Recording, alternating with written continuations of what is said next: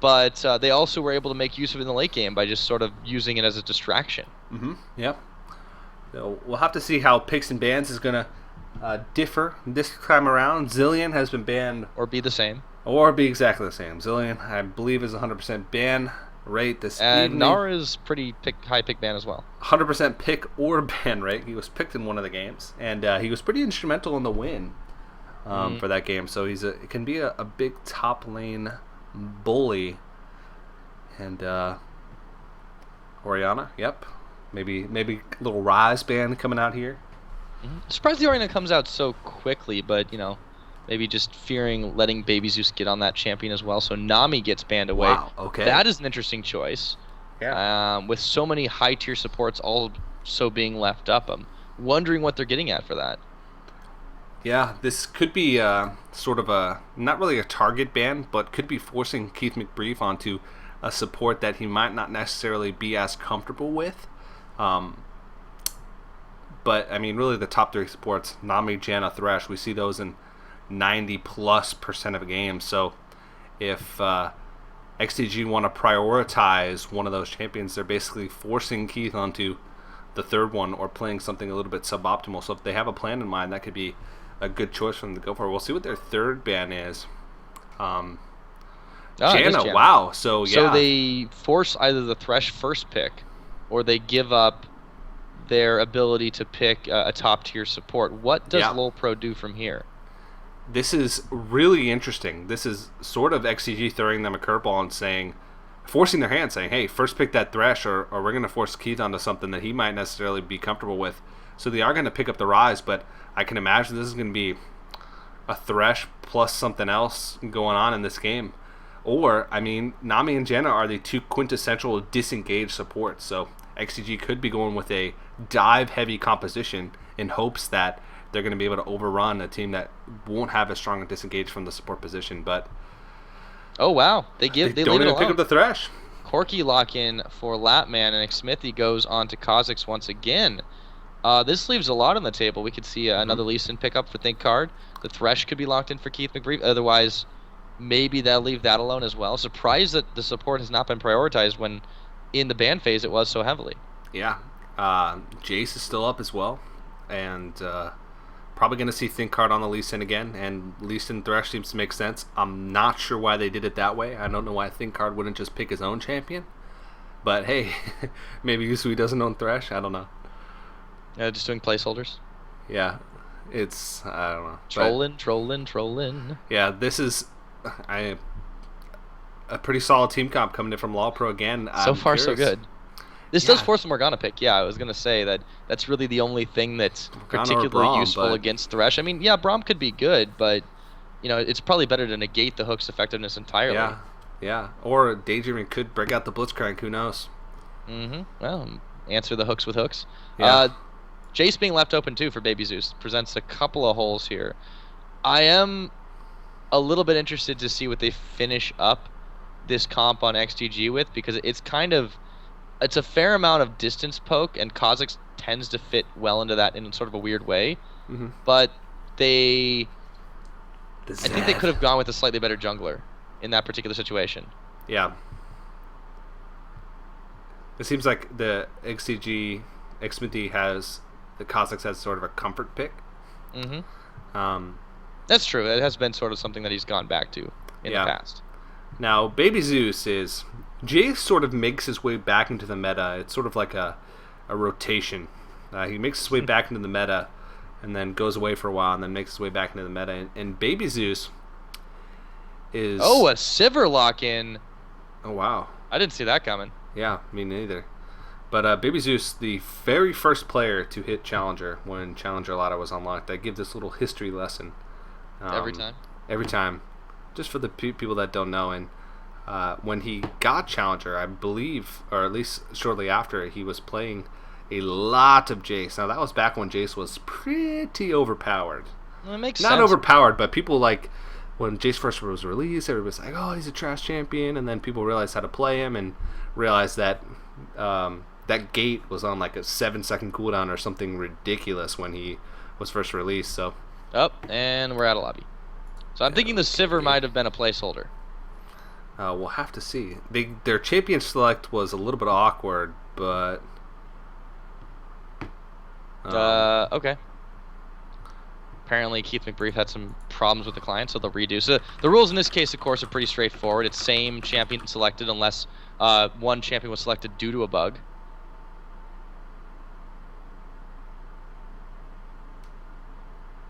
okay. Well, Looks like it's going to get going once again. Yep. Okay, so that should be pretty straightforward, what they do end up going with. Latman is yelling at us for calling them XDG. So they're not XGG? I don't know if he's trolling. I'm going to go with they're still XGG.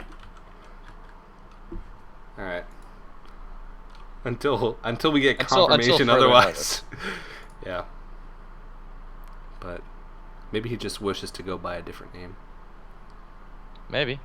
Maybe Latman likes to go against the grain, but we should see these lineups round out, and this is a really strong lineup from LoLPro. The only pick that seems to be a little bit off, or a little bit off the wall, I guess, is WizFusion on that Sivir. Lucian seems like it'd be a decent choice in that position, especially since WizFusion has been playing Lucian with pretty good success rate. One thing we didn't talk about too was the AP Ezreal pickup, or the mid Ezreal rather. We don't know for sure if he's going to build AP on it, but a really interesting choice there. Yeah, and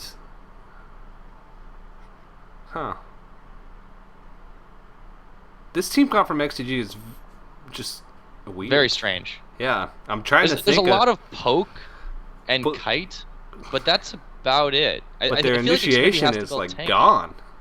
Yeah, it's really strange. I mean, they have to catch on a dark binding, or they banned out disengaged supports, but then picked a disengaged team comp with a support that's not as good as disengaging as the disengaged supports that they banned. So, bit interesting. Can they disengage? Yeah, but I mean, this could work out for him. I'm not sure. I thought Baby Zeus.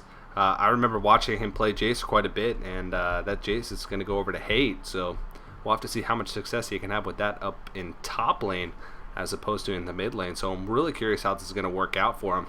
And also curious to see how WizFusion is going to do on that Sivir pick. So looking at it, I have to give the team comp over to LoLPro. But again, this team comp is just so strange to me for XEG or whatever Latman wants me to call them. That this could be they have the surprise factor. They might be able to take this one.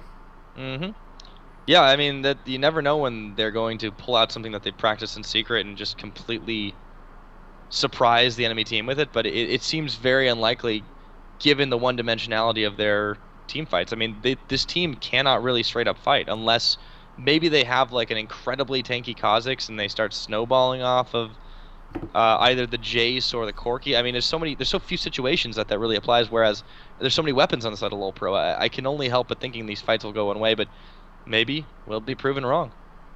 Yeah, and this is really going to be on LoLPro again, I think, to make the plays. I just don't think, especially later in the game, that XCG really has that much playmaking potential with their team comp. They just have to play around the strengths of their team, and that's a lot of poke and quite a bit of disengage mixed in. But as far as them just like initiating fights, it's really going to come down to a lot of them just playing their team comp correctly and having a lot of vision control and getting to a point in the game where they can poke and can siege. Because if they get into a situation where they're just getting engaged on over and over again, I just can't see themselves getting back in this game with this team comp. But it's a risky plan. And I'm excited to see if it's going to work out. That being said, we will be loading up onto the Rift in just a few moments, so we will take a quick break. When we return, Team LoLPro taking on XDG. Once again, one game up to LoLPro.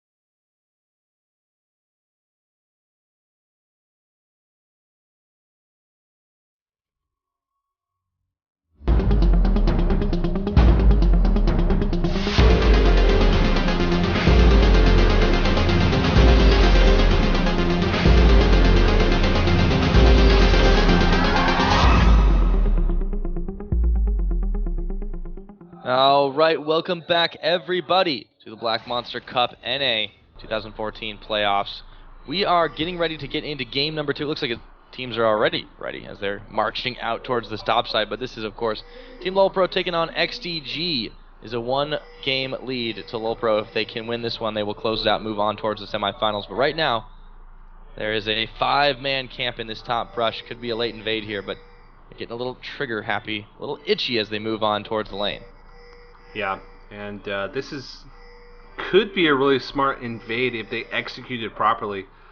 They're Have to get through the pause first. Yeah. Whoops. There we go. A little bit of lag issues on the player's end, so that will hopefully not take too long, as we will be getting the pause hopefully going away soon. But okay, so looking at the two teams and the way they've chosen to start this one off, you kind of see a much more conventional startup here for LoLPro, whereas XTG is doing this really curious 5-man in the top side. Yeah, they're going a really roundabout way to avoid any potential wards or any potential players that may be waiting around the tri-bush area, because this would be about the time that the top laner would be arriving at that tri-bush area. So this is pretty smart, and actually you can see that Flares is going to ward over the wall, but he's not going to see anybody up in this. And this is perfect timing for them. Not spotted out whatsoever, and that's a really sneaky invade by them.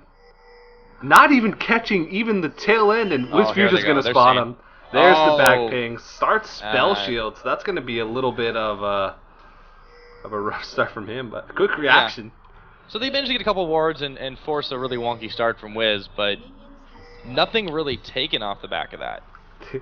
That could have been really good for them. They just barely managed with split seconds to sneak by every possible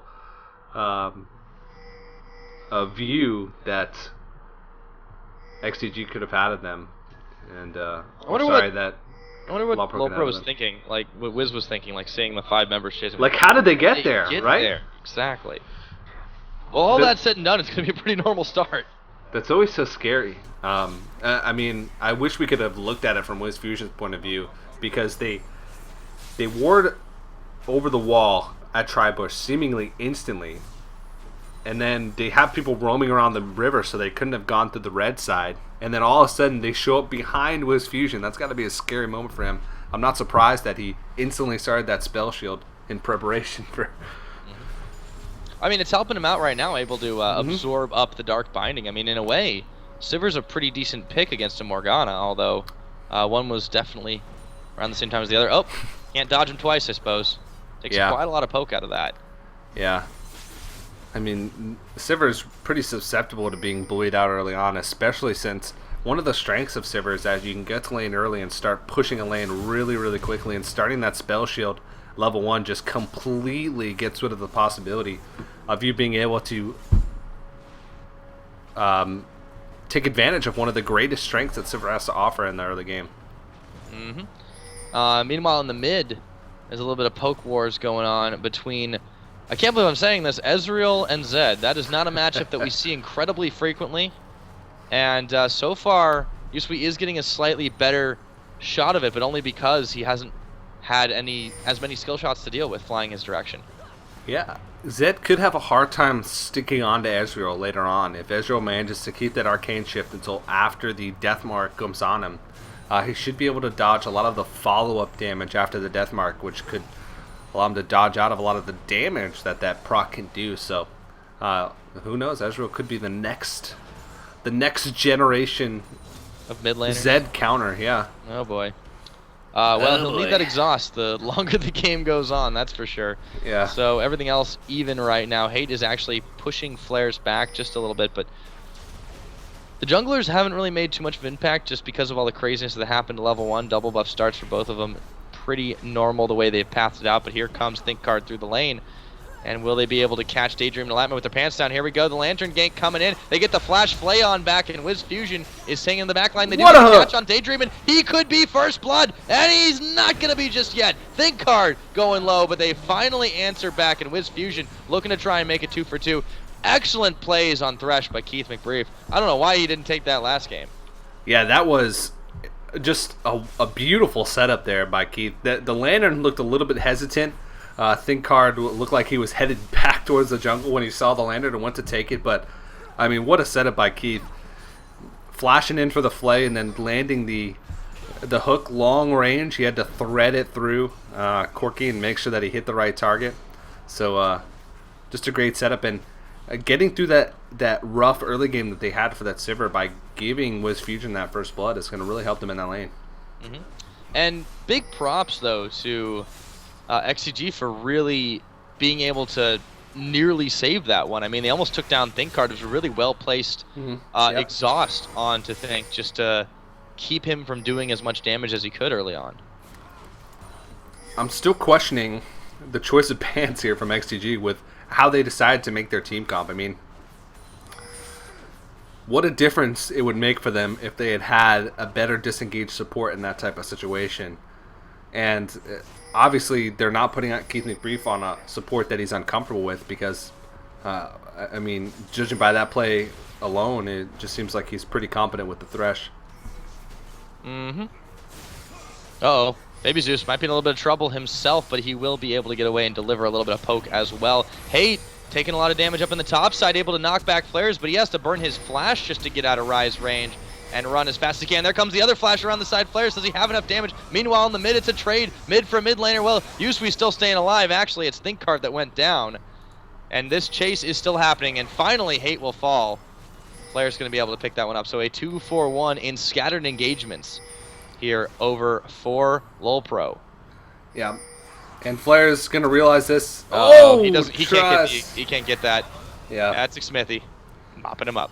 Yeah, but that's not something you want to see, the 1v1 kill on your top laner. That just spells bad things, especially on Rise, who's not really known to be a bully early on. And you can usually say that Jace can come out on top of early trades against Rise because outside of his spells, his auto attack range is about the range of most of Rise's spells anyway. So even when he's caught up in that Rune Prism, he can still be getting damage off, unlike some other top laners that might be going up against him. So just not a good start so far for XDG. Yeah, they were able to answer back with a few revenge kills of their own. The Smithy pick off up into the top, just resulting from flares really extending deep into the jungle. But so far, they are on the back foot. WizFusion able to really utilize that spell shield to avoid a lot of the damage that he is taking. Meanwhile, Daydreamin has been kind of trigger happy with his black shield. Yeah, definitely. And I mean, that's something that he's really going to have to settle into because as the game progresses, those black shields are going to get more and more important. We've seen games won and lost in the competitive environment, especially at higher levels, by black shield placements on crucial late game targets. Being able to block a hook at the right time, being able to hold on to that black shield until a very crucial moment is what's going to separate the good Morganas from the great Morganas. So now, let's talk about something we haven't really had much of a chance to delve into. Well, maybe we won't have a chance because Keith McBrief lands a hook. It is black shielded out by Daydreamin', but looking at Baby Zeus and what he's decided to do, the blue Ezreal build on the mid lane. This is a curious choice here. I don't think we've really seen that competitive for a while, but wait just a minute. Daydreamin', he's caught out on a line. The Dark Binding comes in. That's going to be a lot of damage from the Phosphorus Bomb being dealt. Meanwhile, up in the mid, there was quite a lot of crazy plays resulting in Smithy getting taken down by Thinkard, and the chase is on. Hate is looking for Think, and he's on the wrong side of the map. Yeah, there's two battles going on, this bot lane battle and the top mid lane battle happening in the jungle, but it looks like they're going to back off, so just the kill picked up onto Smithy, and they're just going to back on out of there. Also looks like they managed to pick up the red buff steal as well, which is going to go into Thinkard. So once again, Thinkard making the moves, making the plays, and it looks like LoLPro is going to pull a little bit further ahead in this game. Yep, they do get a slight edge out of all that, and they don't get picked off when they are very much overextending on this one. So you call it luck, call it whatever you want it, but they have been able to come out on top more often than not. And these builds coming out from XDG are going to take so long to ramp up. They have two champions that are going to rely on tier, and they have a a more farm-style jungler in Kha'Zix. It's going to take their team a long time to ramp up. They're going to put a lot of reliance onto Corki going into this mid-game to really carry them through this, and I can really think that LoLPro is going to want to really push their advantage, knowing that the ramp-up for XDG's top and mid laners could take a while.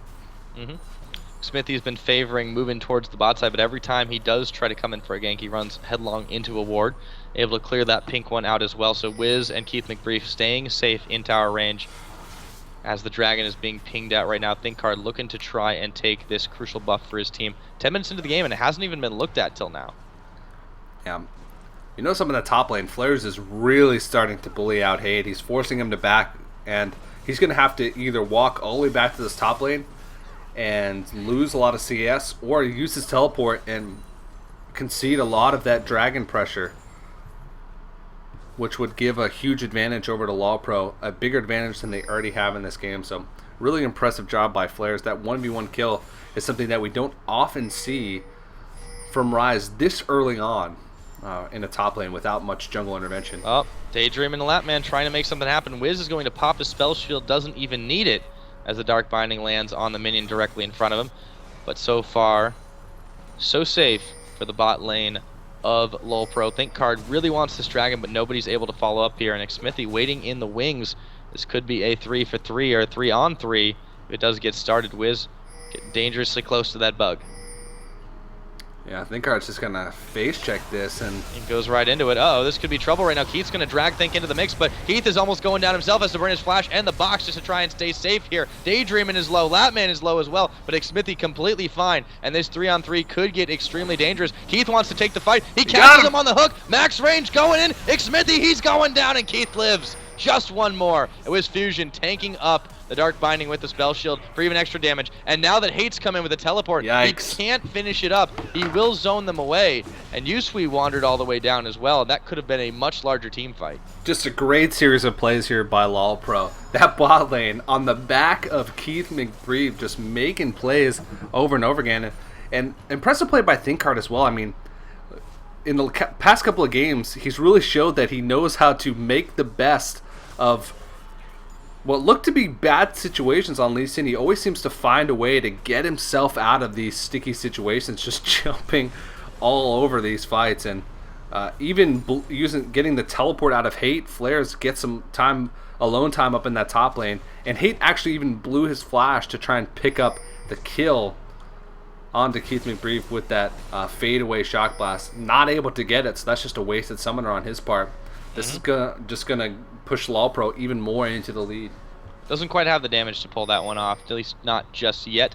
Meanwhile, ThinkHard, Keith McBrief hanging out in the backside of the dragon area, trying to bait XCG into doing something. And that Sivir spell shield has been coming in massively handy for Wiz Fusion this game. Every single time a Phosphorus Bomb or Binding lands his way, he's able to soak that one up for a little bit of mana. Keith going wide to the right on the hook will just scare Daydreaming away from this one, and this dragon should be contested pretty quickly, but Yusui might be caught a little bit between a couple of champions. ThinkHard is in here for defense as well. Okay, and I've just been informed that Hate is actually Kenny, so that makes a lot of sense. Oh, that is his Smurf. Uh-oh, ThinkHard in trouble right now, going down, no lantern available, and that's going to be Baby Zeus getting a pickup onto the jungler of LoLPro. So XDG making moves in a 4v5 situation. Daydreaming, he's taken pretty low as well. They want to make plays, but Keith might be getting a little overzealous on this one. Wiz Fusion pulls his spell shield early. Latman, he's low, he's not down. Finally, Yusui staying alive. Not for long, it's Xmithy getting the answer kill back. Keith McBrief on the wrong side of the fight. Wiz and Flares are here. Baby Zeus could go down. It's a double kill going over to Xmithy, however, and finally it ends up being a 2-for-2 or a 2v2. Wiz Fusion is low, but they managed to get the pickup on to Latman as well, so they end up getting themselves a 2-for-4 and moving over towards the dragon. ThinkHard not in the area, but they don't need a smite. Yeah, and Flares comes in that fight from the backside. He actually ran all the way down because his teleport was down from using it up on that top lane in the previous fight, and Flares going to get a little bit greedy and go for the blue buff as well while his Fusion and ThinkHard do this dragon. But might be able to pull it off, but I don't know about this one. I don't know. This could be a little bit of trouble, and he gets Dark bound up. That is not the decision you wanted, even if they do secure the dragon. Yeah. It's a bit of trouble They give themselves a kill, or they give a kill rather, straight over to them for free. Daydreaming getting caught in a line, but they can't do much about it as Wiz and ThinkCard are both low. They will try to take out a little bit of this blue buff, but this is dangerous right now for LoLPro. Oh, the Dark Binding. Hello. Yeah. Flair's maybe getting a little bit overconfident, picking up a couple kills in that fight. Feeling invincible, getting a little bit greedy for that blue buff and paying for it with his life. He's still the flash available. Keith McBrief could get caught out, but I don't think they have the damage for it. He is going to be able to escape. Ability, though. This is the 4-man squad from XDG making moves onto this second tower now that they managed to find the first. And here comes Xmithy to make it 5. Can they answer back? Nope. Flares is going to zone them away. I mean, this game is still pretty close, and you said yep, the siege is going to come out here. Well, if they get caught, it's trouble, though. Flares, half his health bar's melting away just like that. Even though XDG disengages from it when the remaining members of LoLPro come to the party, it's still dangerous if they land one of those Dark Binds. Yeah, also at the same time, though, they have to be careful for those hooks. Keith McBrief has been pretty on point. A lot of the fights that we've seen thus far in this game have been on the back of a Keith McBrief hook, so...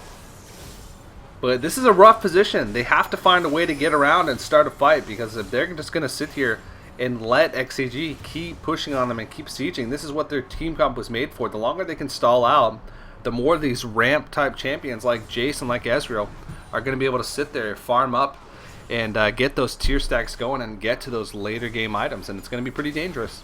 Well, we did talk about last game how there was definite potential for XCG to get the outscale in their favor, but this time, well, we already saw what happened last game, and this time again, LoLPro is doing some serious work with their comp as well. They just have to be a little bit more aggressive with it, as you said. XCG really showing that they can get the siege on. Xmithy now having to back away with the teleport being burned up top because here comes Flares. 4v4 in the mid side. Keith McBrief looking to try and get a catch on, forcing the Darkbind just by running in the general direction of Baby Zeus. Now it will be a 4-man siege there, but the shockwave is going to make them think twice.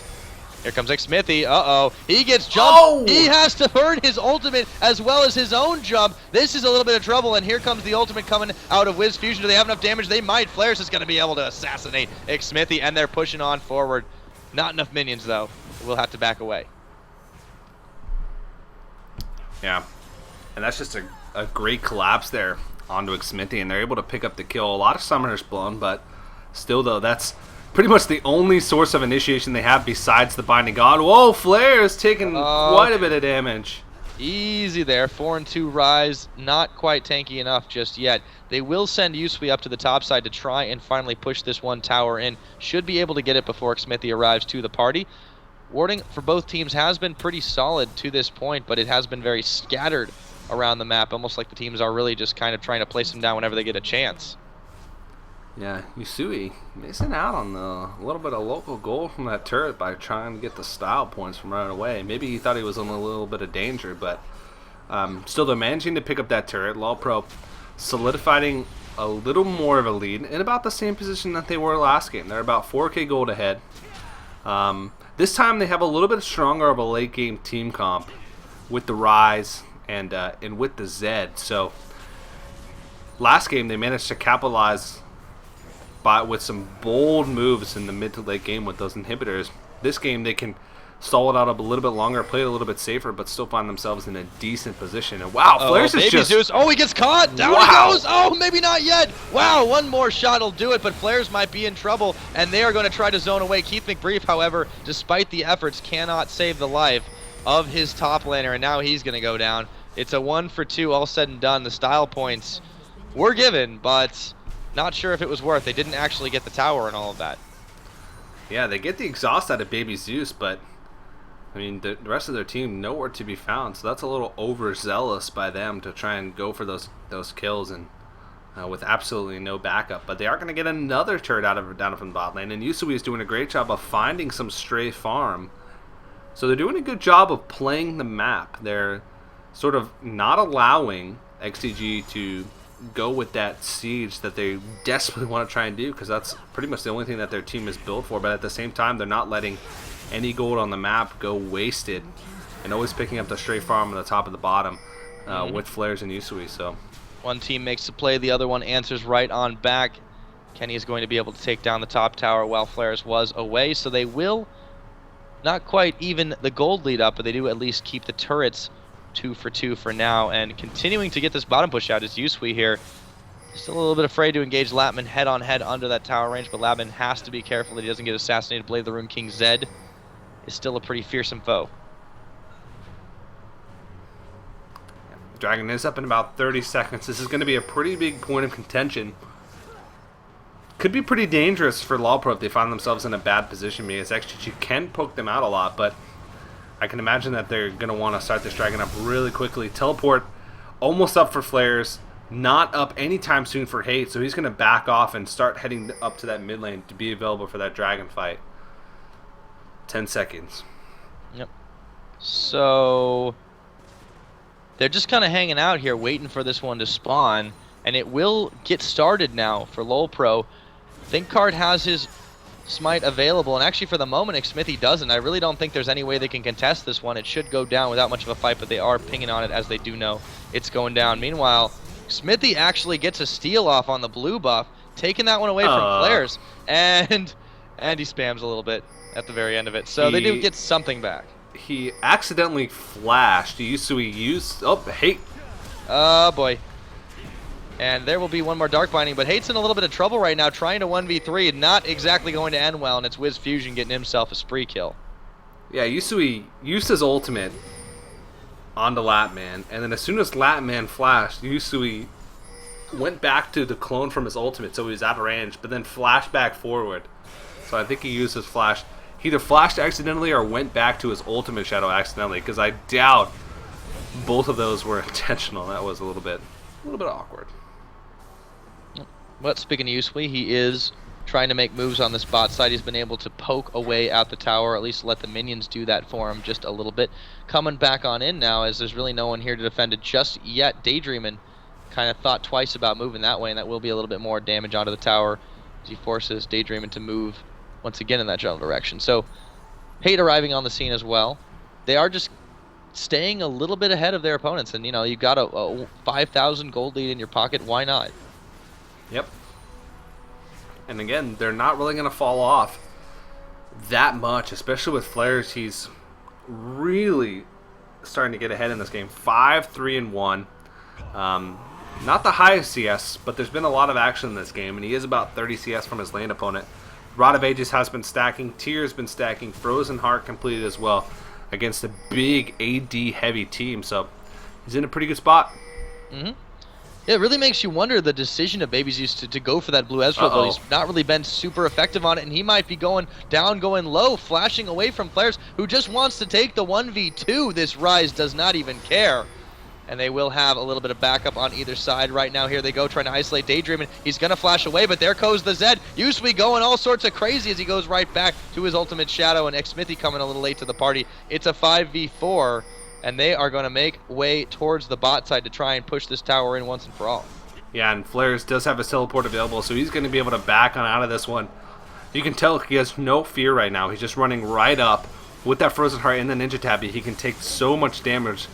This team is so AD focused. I mean, there is a little bit of mixed damage from most of these guys, but still primarily AD, so Flares can really just get up in their faces, and forcing the flash out just by running straight up into Baby Zeus's face is not something you want to see at this point in the game. Oh.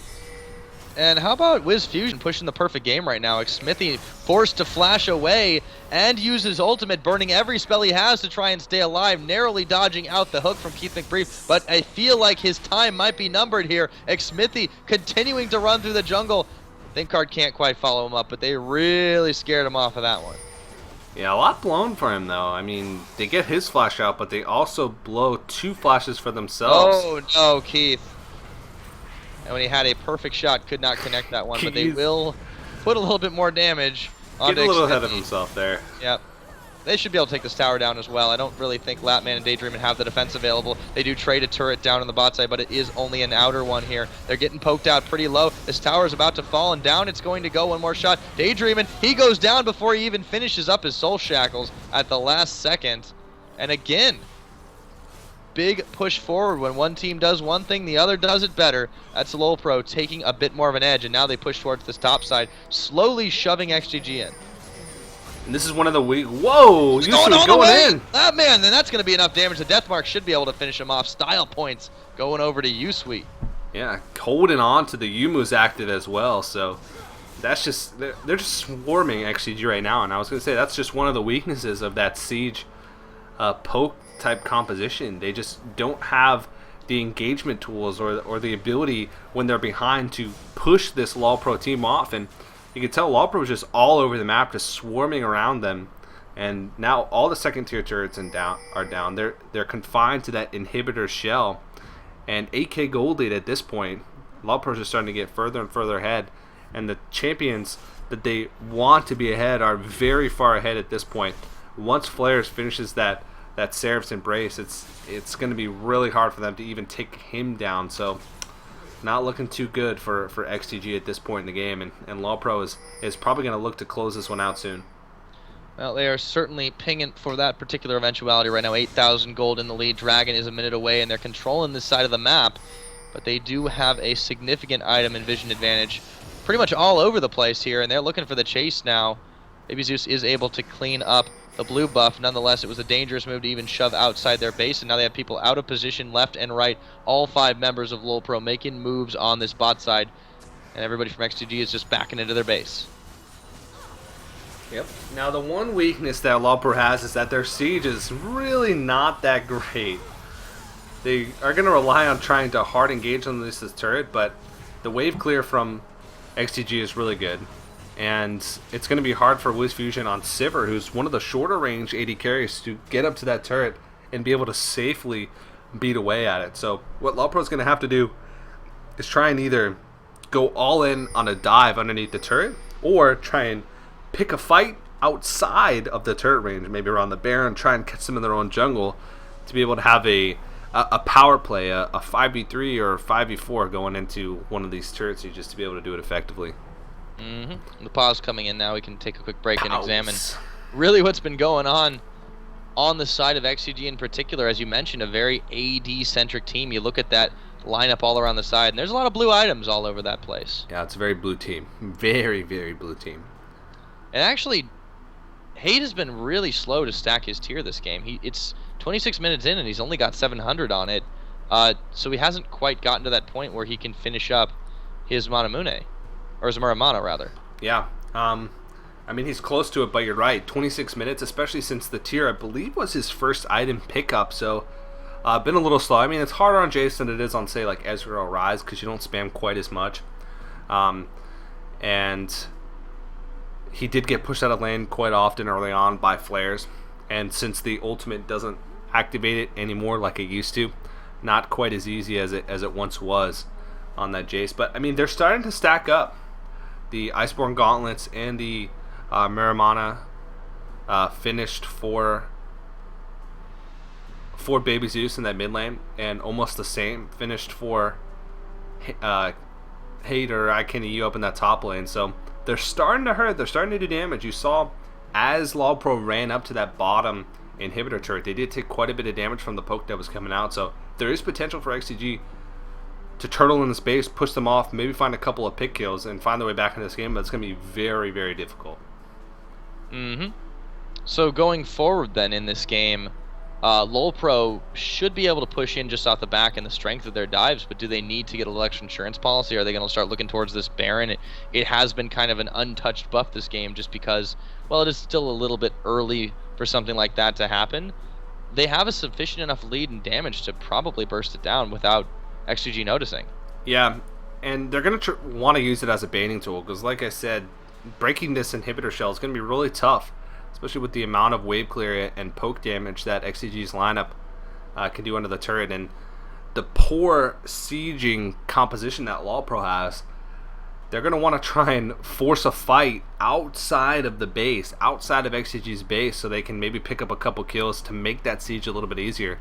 And Baron might be the way to do that. I mean, at this point, XCG might just completely concede the Baron over, and LoLPro might just be able to get it 100% for free. But I can imagine that they'd want XCG to venture out of their base so they can try and force a fight and make something happen So it'll make it a little bit easier for them to close out the game. And it looks like the pause is ending, and we're going to get back into this one. Okay, so there we go. And with XDG trying to four-man force down this mid right now, it's sighted out pretty quickly as there are several objectives available for them to take with that outer ring of turrets still remaining.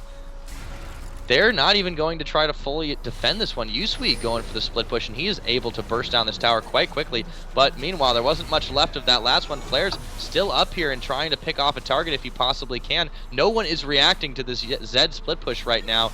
And it is a 5-man committal here from XDG. Keith not able to get much out of this one. Flair's on the wrong side of the tower, but he might be able to assassinate Smithy. He's extremely low, and he doesn't finish the job, instead opting to run away. All they need to do is continue to buy time for Yusui to be able to poke down this inhibitor, and it's a massive success over for LoLPro. So far, so good, and it looks like that's the way it's going to end. Not everyone's able to even back right now. Keith McBrief, daydreaming, they're going to catch Keith McBrief around the side. Baby Zeus getting the burst down and able to finish that one off as LoLPro kind of scattered here. But again, Yusui is still splitting away. He is completely uncontested in this one as the back was stopped by Smithy. Finally, he'll be able to make it back.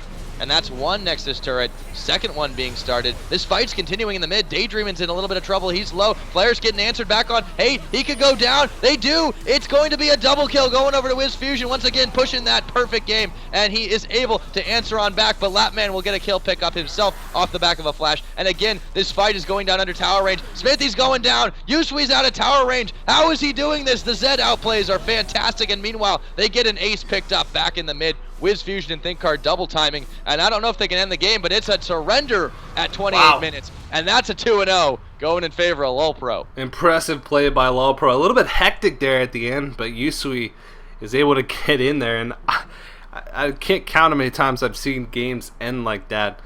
Just trying to stop the back six. Smithy, in a way, it was good that he got back to base because he was able to stop Yusui for a little bit, but at the same time, he sort of left his team hanging. And with LoLPro's lead, they were just able to clean up on the backside of that. And XDG just concedes out of that one. And LoLPro, we have our second team of the night moving on to the semifinals. Now LoLPro will actually face the winner of our next match, which is between Teammate and AKA. And we also have a second match happening right now off stream between Enemy eSports and Boreal. And we'll try and get you updates on that one because the winner of that will face Zenith, who won earlier in the day. But great series by XDG and LoLPro, but congratulations to LoLPro. They really played exceptionally in that last series to take it 2-0. Yep, out of their minds there, and to force that surrender, you can just see how mentally defeated XDG was at the very end of it. Despite their best